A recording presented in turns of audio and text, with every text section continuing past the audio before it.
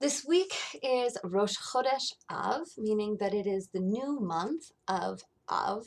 And Av is a particularly interesting month. It's a hard month traditionally for Jews. It is the month in which we commemorate Tisha B'Av, the ninth of Av, wherein we understand that a lot of tragedy befell the Jewish people. The first temple was destroyed, the second temple was destroyed. We are told that it began the expulsion from Spain as well as the liquidating of the Warsaw Ghetto. And so the ninth of Av is a day of deep mourning for the Jewish people. A lot of Reform Jews are not necessarily familiar with this practice because our connection to the temple in Jerusalem, the second of which was destroyed in 70 CE, is not a close one. We don't think a lot about sacrifices. Our association generally with the temple may be the Western Wall, which was one of the retaining walls, not even a central wall of the temple, but an external protective wall. And so we know a little bit about the Kotel, about the Western Wall, but we don't miss sacrifices. We're not hoping for a restoration of the temple in Jerusalem. That's not really our focus, as opposed to some other Jews who really do miss the temple. And while we lament the destruction of Jerusalem in ancient times and the death and the mayhem that sort of happened at that time, our focus is not on the sadness around this destruction. And we have other moments in our calendar where maybe we think about the expulsion from Spain, and certainly where we think about the Holocaust and the Warsaw Ghetto. That's sad. Tisha B'Av is interesting for a couple of reasons. One is, in the lead up to the high holidays, there is an emotional um, arc, as it were, to the calendar. And what happens is, around Av, what we're trying to do is to bring ourselves into a somewhat vulnerable state, right? To recognize our wrongdoings, to embrace lamentation. And following Tisha B'Av, which is next weekend, we have these three Shabbatot of rebuke, where the Israelites are told what they have done wrong, followed by the Shabbatot of consolation, where God tries to draw us near. And all of that is leading up to the high holidays. So if we understand, the idea is to bring ourselves low, to be humbled, and then to be comforted, such that we can rebuild our lives when we get to the high holidays, and we can really embrace atonement, repentance, and repair. So that's part of what's going on with this month of Av. Um, there's also a holiday in it called Tu B'Av, which is sort of Judaism's love holiday, but I'm going to put that aside for today, and I want to talk a little bit about Tisha B'Av and one of the reasons that we are told that Jerusalem was destroyed. And it's the story of Kamsa and Bar Kamsa, which you may hear are very similar names. So the way that this story goes, there was a man, he had a friend named Kamsa, and he had a guy that he really did not like. I mean, really didn't like, whose name was Bar Kamsa. So this guy, he was throwing a party, and he said to his servant, who he was having go and invite people to the party, go and bring Kamsa. The servant made a mistake, understandably, and brought Bar Kamsa instead. The man who was throwing the party was none too pleased, and says to Bar Kamsa, "What are you doing here? Get out. You're not welcome." Bar Kamsa says, "I'm already here. Do me a favor. Let me stay. Let me save face. I'll pay you for what I eat and drink. Just let me be here." The man says, "Absolutely not. Get out." Bar Kamsa does one more.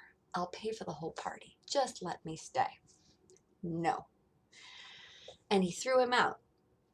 The story goes on to say that this man who was throwing the party had all of these big deal sort of rabbis and sages and people from the community at the party. And because they didn't stop him, they didn't say, maybe it's okay, let him stay, whatever, that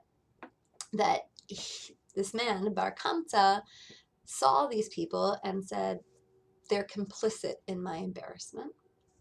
So he, Bar Kamsa, goes to the government, the Romans, to the emperors, and says to the government, the Jews are rebelling against you. The emperor says, "What? How do you know? How do you know this is true?" And Bar Kamsa says, tell you what, you send them an offering to sacrifice. You see if they offer it on the altar. So the emperor sends with Bar Kamsa this calf to be sacrificed, and while he's bringing it to the temple, he blemishes the calf. He like does something to its lip or its eye or whatever. It's not clear, but the Jews are not allowed to offer in this time period. We're not allowed to offer a sacrifice that has a blemish on it. So the rabbis didn't feel like they could do that, because then other people would think that this is allowable. And so they can't let the emperor do it if they wouldn't let other people do it. So what happens is that then the emperor hears back from this and decides that the Jews are indeed conspiring against him, and ends up destroying Jerusalem, the temple, the whole 9 yards. And what our story tells us, what the Talmud tells us, is that all of this happens because of sinat chinam, because of baseless hatred, right? If the man throwing the party had just let Bar Kamsa stay, if Bar Kamsa hadn't taken the slight so much to heart, all of this could have been averted. And while we may not really celebrate Tisha B'Av, there is certainly a lesson in all of this for us about the way we treat other people, about the humanity of people that we disagree with, about the way that we choose to respond or react when we feel that people have been unfair or unkind to us. And so, really, Av is this opening salvo to the holidays of understanding our flaws, the flaws of people who came before us. I read somewhere, I don't know, that people really never learn a lesson from someone else's experience. Maybe yes, maybe no, but this is a story that's been told over centuries within um, our people, within our tradition, with the hope that we understand how important it is to try to make peace where we can, to try um, to have a foundation of respect and understanding, and at least of a basic decency towards one another. And so, as we approach this month of Av, which is really supposed to be a month of mourning, of deep thought, and that sort of thing, I think it behooves us to think about where we can be more open, more loving, um, and more decent in our own lives.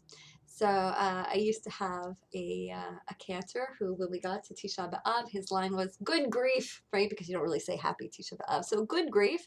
And with that note, I hope that this is a good month for you, as good a month as it can be, and I look forward to seeing you soon.